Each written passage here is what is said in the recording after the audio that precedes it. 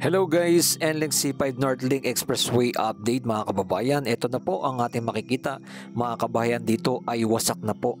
Para po dito tayo nag-start dito po sa Barangay Ugong, Valenzuela, at itong left side natin, ito po yung ginagawa po ng Metro Manila sa buhay ng Valenzuela and Divo. Yan, salamat sa mga isang mabuti pagkakataon. Salamat sa ating mga viewers, subscriber na atin ng tuloy-tuloy na pag-update dito po. Ito po ang good news mga kababayan. Itong NLEX C5 Northlink Expressway, dito po yung section A1 set to help decongest east of Quezon City. Grabe po kasi ang traffic dito, lalo na pag mga rush hour dito po sa may Quezon City. Ito pong NLEX C5 Northlink Expressway ay napakalaking tulong nito mga kababayan, na magkakaroon na po dito ng elevated, no? Papunta po dito sa may Mindanao Avenue. Yan, CP Garcia, close to Katipunan Avenue. Yan ang pinakamaganda na ating aabangan pag natapos na po etong kanilang ginagawa. Ayan. Ito pong ginagawa ko po nila dito ay papunta na po ito ng Quirino. Papakita po natin ang ating drone shot. Dire-diretso. Ayan. Yan ang ating mga latest update. Ito muna yung ground shot natin.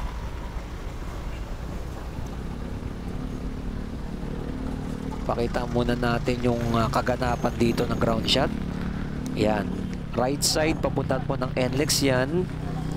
At ito na po, may mga ginagawa na po sila. Ayan, may mga poste na at nilalagyan na nila ng mga concrete girders. Yan ang ating pinaka-latest update natin dito. Like and comment and share mga kababayan kung anong masasabi nyo po dito ng ating pinaka-latest update natin.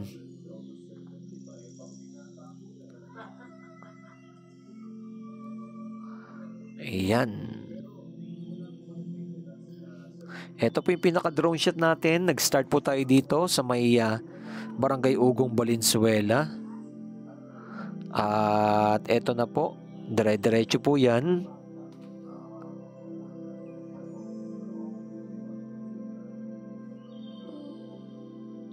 Ayan o. Nandiyan na po yung mga heavy equipment nila. Nakalatag na po dito. At nandito yung mga concrete girders nila. Naka-ready na rin. Ito na yung sitwasyon natin dito mga kababayan. Dahil ito yung magtutuloy-tuloy na. Napakaganda niyan pag natapos na to. Talagang mababawasan ng traffic po mismo. Ayan. Etong dire-diretso na po ito ay papunta na po ito ng NLEX na po ito. Ayan. At dire-diretso niyan, nakikita nyong papuntang Valenzuela, may daanan din dito. Ayan. Ito yung Tolpi mismo, papuntang NLEX. Tanaw na rin natin yan, dire-diretso niyan. Going po yan ng Valenzuela din. Yan yung pinakamaganda dito mga kababayan. Dahil mula galing ng C5, kukonek po dito. Diyan dadaan dyan sa may Tolpi. At pakonek po dito ng NLEX at papunta na po rin po dito sa ginagawa nga po dito, etong NLEX C5 Link Expressway. Ayan no. Asing mangyayari po kasi ay connect na po, no? Pakonek na po nito Valenzuela at papunta dito sa may Quezon City. Yan po ang ating aabangan sa mga hinaharap, dahil napakalaking project po ito mga kababayan.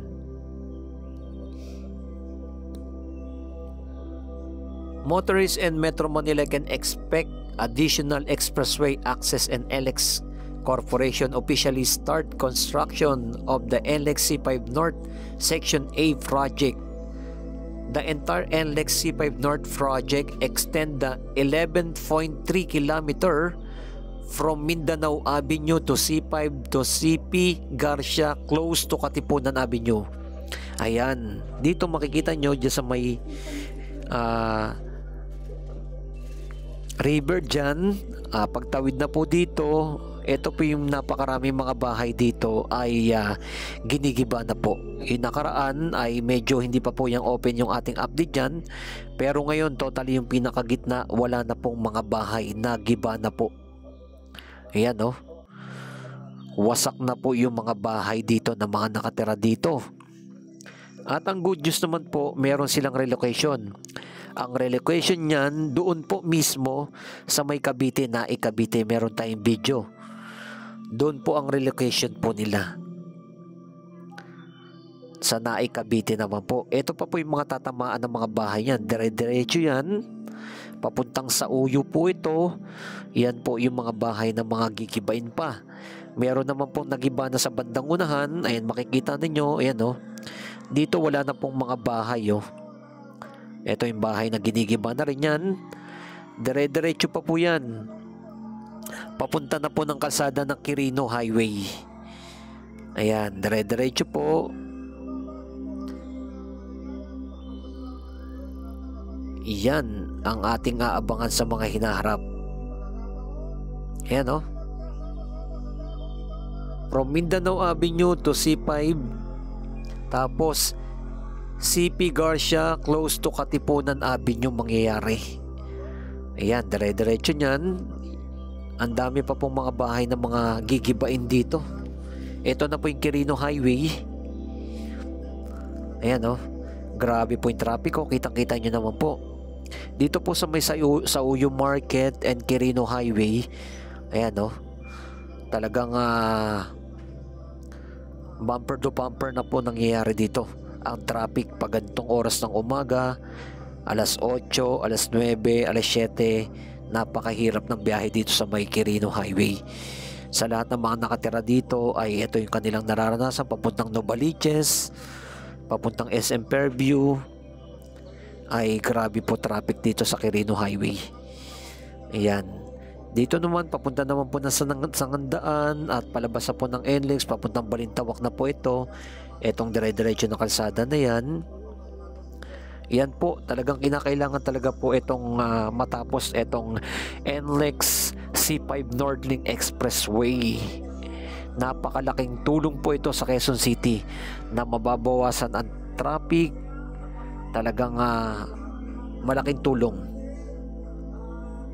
Ito naman po yung Metro Manila Subway ng Quirino Station. Medyo malalim-lalim na po nahukay nila dito. Hanggang 4th floor na yan pinakababa. Hanggang underground. Ayan. Malamang na-connect na po nila dito yung Quirino Highway ng mula Valenzuela. Kasi nabalita po na December po na magko-connect na po nila dito. Sigurado na po ito na anungan na po, no? Na-connect na po nila yan. Yun ang ating mga good news. Like and comment and share kung anong masabi nyo po dito sa ating pinaka-latest update na pinuntahan dito sa may Mindanao Avenue at dito sa may Quirino Highway. Yan, napakalawak po. At eto, may update po tayo bukas sa may Valenzuela Depot. Yan, meron tayong ipapakita dyan na meron na po pala. Tapos na po yung building dyan. Pakita po natin bukas. Pero eto muna, ipakita po muna natin yung kaganapan dito. Yan, dahil ito tuloy-tuloy natin in-update etong NLEX C5 Nordling Expressway. Kaya abangan nyo po ang mga latest natin na update natin dito na tuloy-tuloy. Like and comment and share and keep safe palagi and God bless. Ito pong muli si Skywalk TV. Maraming salamat sa inyong lahat dyan. Mabuhay ang ating bansang Pilipinas.